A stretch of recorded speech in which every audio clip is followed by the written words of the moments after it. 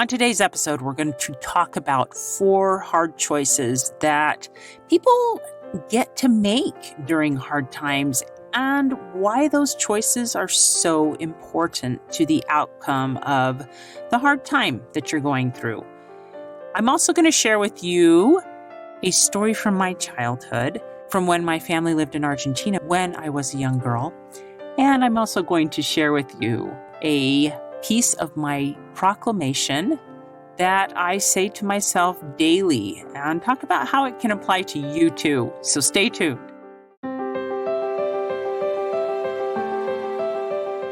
Welcome to Stories of Hope in Hard Times, the show that explores how people endure and even thrive in difficult times, all with God's help.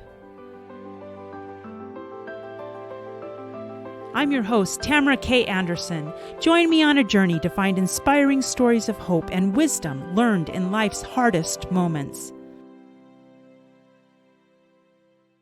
Hello, my friends, and welcome to another episode of Tamara's Takeaways. I'm your host, Tamara K. Anderson, and we are here to talk about the great episode that we had last week with Jeff Steinberg. Now, Jeff was born with no arms and gimpy legs, as he calls them, and yet he was one of the funniest people I think I have ever interviewed on my podcast. He had such an amazingly optimistic outlook on life. It just amazed me. It really, really did. And he was so fun to talk to. And so it naturally begs the question, if Jeff can be happy having no arms and gimpy legs and live life to its fullest, and even, for heaven's sakes, be an Uber driver, how can each of us, with whatever circumstance we're in, follow that same path? So today we're going to talk about 4 choices that Jeff mentioned that we have to make during tough times. Now, there's a couple of quotes I want to share with you from Jeff. The first one is, God makes no mistakes, and God makes no junk. God has a design that's bigger and better, and that we have value and goes beyond appearances. So the first thing that Jeff teaches us is you have to understand who you are. You have to understand your worth, that God knows you and that He isn't going to make any junk, which means you have value as His child. And our value goes deeper than what we have, what we see on the outside. I found a really great quote by a man named Dieter Uchtdorf, and he said this: "You are not ordinary, rejected, or ugly. You are something divine, more beautiful and glorious than you can possibly imagine. This knowledge changes everything. It changes your present, it can change your future, and it can change the world." And we saw that in Jeff's life. He did not let his circumstance define who he was. In fact, he talks about that specifically. He says, "I'm identified as the guy who has no arms, has gimpy legs, but he sings. But that doesn't define me. But given the opportunity, my circumstance or my story can refine me. It can make me better, not bitter." And you'll notice that there's a choice there that he made. Because we each have that choice. We can make our circumstance, or we can choose to have our circumstances make us better or bitter. And there are days we might feel bitter, and there are days we might feel better. It just depends on the day. And so remind yourself that you can actually make that choice. I'm going to take you back to a time in my life when I was a young girl, and my circumstance was not perhaps ideal. Our family moved to Argentina when I was 8 years old, and it was quite a challenge because I had to learn to speak a different language. I had to go to school where there were kids who spoke Spanish, and their English was passable, But my sister and I stood out like sore thumbs. I mean, we were American.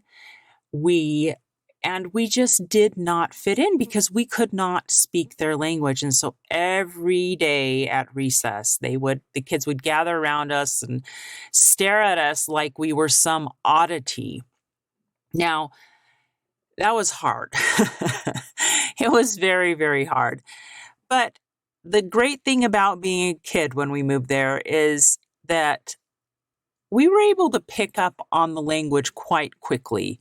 And we learned to speak Spanish fluently and with a Spanish accent. In fact, to this day, if I start speaking Spanish, people will look at me and say, "Where are you from?" And I'll say, "I'm from America." And they're like, "No, no, no, no. Where's your accent from?" Because I learned it as a child. And so, anyway, so we were quite fluent. And then the following year, the Argentine government declared war on the British over the Falkland Islands. Now, you may or may not know where the Falkland Islands are, but they are these two islands off the eastern coast of Argentina, which in Argentina's mind means that they are theirs. Only they have been in Britain's power for a very, very long time. So because of some circumstances that were happening at the time, and to kind of take people's minds off what the Argentine government was doing or perhaps wasn't doing, they started this war with the British. And of course, the United States sided with Great Britain, and that meant that all of my cute new little Argentine friends now saw me as the enemy because the United States sided with Great Britain. Because, of course, Tamara Klein at that time had total control over what America did, right? No, I was just the only American they knew, and they didn't know how else to take out their frustrations except to pick on me. And so I began to be bullied at recess, and my feet were stomped on and called bad names. And it was just, it wasn't my favorite time of life. I will just say it that way. There was one girl who was particularly vicious in her attacks. Her name was Lucia. And if I could think of any one person who was the perpetrator, it was her. And I remember my birthday was coming up, and my mom wanted to have a birthday party with me and my friends. The only thing is my mom asked me, "Are you going to invite all the children in your class?" And I thought about it for a while. Do I even want to invite Lucia? And I finally decided that, yes, I did want to invite Lucia to my birthday party, even though it was hard. And believe it or not, she came. She came to my birthday party. And there's a beautiful saying in the New Testament that talks about turning the other cheek. Now, while this is something Jesus taught, it is not always easy to do. And this was the case with Lucia. I decided that even though she had treated me with unkindness, that I would turn the other cheek and show her kindness in return. And I'm sorry I'm getting a little choked up about this, but believe it or not, she stopped treating me unkindly after that, and she became a friend. Now, we weren't bosom buddies or anything like that, but she stopped stomping on my feet and calling me names and all of that. And so sometimes, guys, doing the right thing is the hard thing to do. Jeff was in a similar situation. He was treated unkindly. He didn't even live with his own family, but he had others who found him and loved him. And we are going to have circumstances where we're going to need to choose become better or bitter? And I will tell you that looking back now at that childhood memory, I am happy I chose to make it better because now I'm not bitter about it. I can look back at Lucia and think, I love her. I really do. I can look at it from the eyes of an adult now and say, you know what? This is kids just acting out their frustrations of what they're seeing happening in their country. And I realize that. But as a child, it was hurtful. And I could carry that around and be a very, very bitter person today, or I could let it go and move forward. And so choose to not be bitter. The next lesson that I'd love to point out from Jeff is all throughout Jeff's talk, he talked about us being a masterpiece in progress. A masterpiece being a painting that you see on a gallery wall. In fact, when I asked Jeff if he had any final thoughts at the very, very end of the podcast, this is exactly what he told me. He said, "You are a masterpiece in progress. And he, meaning God, wants to put us on the gallery wall and showcase us to the ages. Let God change your life because sometimes you and I are the only picture of God others get to see." Isn't that beautiful? I want you to think of your life as being a masterpiece. Right now, God may be painting the sky of this masterpiece, little dabs of blue, different shades, maybe some clouds, maybe some stormy clouds in your life. But He's painting this masterpiece. He's allowing circumstances and events to come into your life where you get to choose how you react. And those choices are hard. And we learn from them. There was a time in my life when I could not even fathom the masterpiece God was trying to make because I was so overwhelmed and so worn out and so tired. I wasn't taking care of myself physically. I was not taking care of myself emotionally, spiritually. Even though I was trying to put nourishment into my soul, it just wasn't enough. And I felt, completely exhausted. And when you're at that point in life, it is hard to contemplate that God has some grand masterpiece He's trying to make out of you, because all you can see is the doldrums that you're sitting in right then. You can only see the challenges and the exhaustion and how you aren't strong enough to bear the burden that has been placed upon your shoulder. And that's a hard place to be. It's a hard place to live. It's hard to imagine the future. People often say stuff like, well, hang in there. And you're like, holy cow, I don't know if I can. But I don't know what I can change. You feel very stuck. You feel very paralyzed. So my daily prayers to God at that point in my life were, help me make it through the next 5 minutes. Because I honestly couldn't imagine farther than that. It's called being in survival mode is what it really is called. And even though I was doing my best to take care of myself, that's where I felt I was.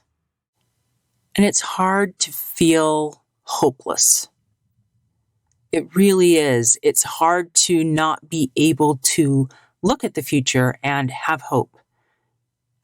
And when you're in a spot like that, if you can't hope for a better future, or you can't imagine a better future, summon half an ounce of hope in God to get you through the next minute or the next 5 minutes. And that is a good place to start, because half an ounce of hope is better than no hope at all. I could not see the masterpiece God was painting. That 15 years later, Tamara, because of this incident, you're going to start a podcast. I couldn't have seen that. I couldn't have seen that masterpiece. I couldn't have imagined that. But God did. He knew that because I was hitting rock bottom, the only person I could really cling to and depend on was Him. And the great news is God is strong enough when we finally humble ourselves before Him and quit fighting Him, which I did, and which Jeff actually talks about in his podcast. He gave this bit of advice. He said, stop looking in the mirror telling God what's wrong. He knows. Oh, believe me, He knows. He knows because we tell Him. He knows because He can hear us talking. He knows because we're complaining and we can't take it anymore. And sometimes, if you're like me, you need to be humbled just a little bit because you think you can control every part of your life. Yes, I admit I've been a bit of a control freak in my life. Maybe you can understand that. Maybe moving around as a child made me want to control my circumstance so that I could control what was going on around me, or have the semblance of that. But one thing I've noticed as I've interviewed people for the past year is that we all seem to hit some point in life where we do hit rock bottom, where circumstances are completely out of our control. Completely. We can't control it. Maybe it's a diagnosis like cancer.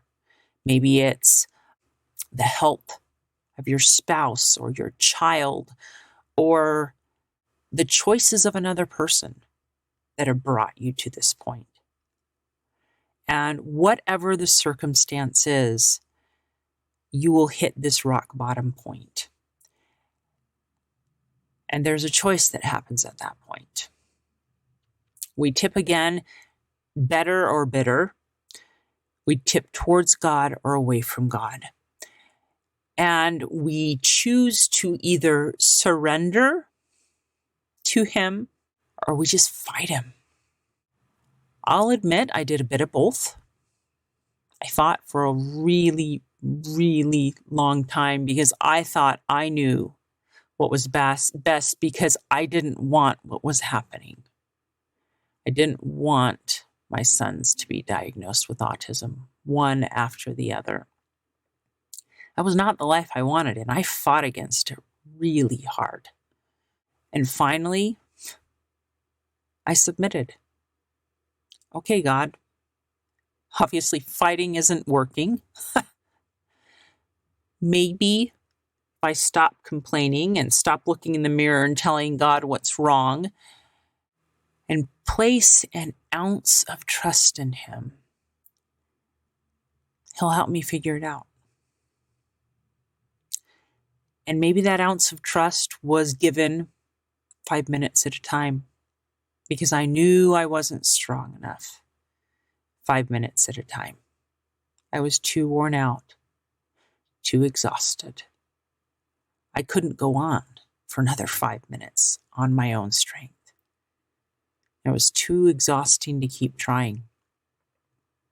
So I needed somebody stronger than myself. And the only place I knew to turn was God, the very person who I was mad at. But He helped me, just like any loving father helps a tantruming 2-year-old, because He loves me. And I'm thankful that He did. because I could not have gotten through that decade of hard times without him. I couldn't have done it. And Jeff also was that way. He trusted God. He came to realize, and he shared his favorite verse in Psalms chapter 139, verse 14. He realized he was fearfully and wonderfully made. Not perfect, but God knew he was the way he was for a reason, and he helped Jeff use it for his advantage. I love that Jeff also said, God uses the least likely person to accomplish the most extraordinary things in the most unusual ways, close quote. Isn't that great? He basically talks about being an instrument in God's hand, and that is actually how I view myself. In fact, I thought I would share with you a paragraph I recently finished for my morning affirmation that I say every single morning now. And I'd like to share that with you today because I think we can all be instruments in God's hands. This is at the very end of my proclamation or affirmation, which I say every morning. It says, I am committed to my mission and living every day as an instrument in God's hands because I know I am just as worthy, deserving, and capable of creating miracles and achieving everything I want as any other person on earth. With God's help, nothing is impossible. Isn't that great? So the point is, we have to figure out who God wants us to be and align ourselves with that. And sometimes that takes some trial and error. It takes some skidding on our knees and sliding through the dirt over mounds of rocks. And that's how we feel at some points in our lives, kind of bruised, broken, and bleeding. And God can take that bruised, broken, and bleeding person and make them a masterpiece. And so, in conclusion, I would love to leave you with this thought, which Jeff shared. He said this: everyone has a moment in their lives when they exceed their own limits and achieve what seems to be impossible. This is usually when we realize, quote, we all make a difference and we all have an impact in somebody's life, period. Now, you and I, we reach different people. Our sphere of influence is different and unique. And God can use each of us to touch different people's lives. Maybe someone in your sphere of influence is bruised, broken, and bleeding right now. Maybe they are drained and don't have the strength to go on. And maybe, just maybe, you can be an instrument in God's hand to help lift and buoy and help that very friend or family member. And so I invite you today to spend 5 minutes in meditation or prayer or whatever you want to call it, talking to God about your situation or the situation of those around you, and asking how you can make a difference. Because honestly, when we make those meaningful impacts on other people's lives, it is not because we are great. It is because God is using us. I think Jeff described it as a glove. We are the glove and his hand is in us. And he is using us to help and impact and reach and touch others. And so I invite you to do that. Spend 5 minutes today talking to him. Maybe you're at a point where you need to submit. Say, God, I got to give this to you because it's too big for me. But spend those 5 minutes either talking to Him about your own situation or asking how you can help those around you. And God will use you.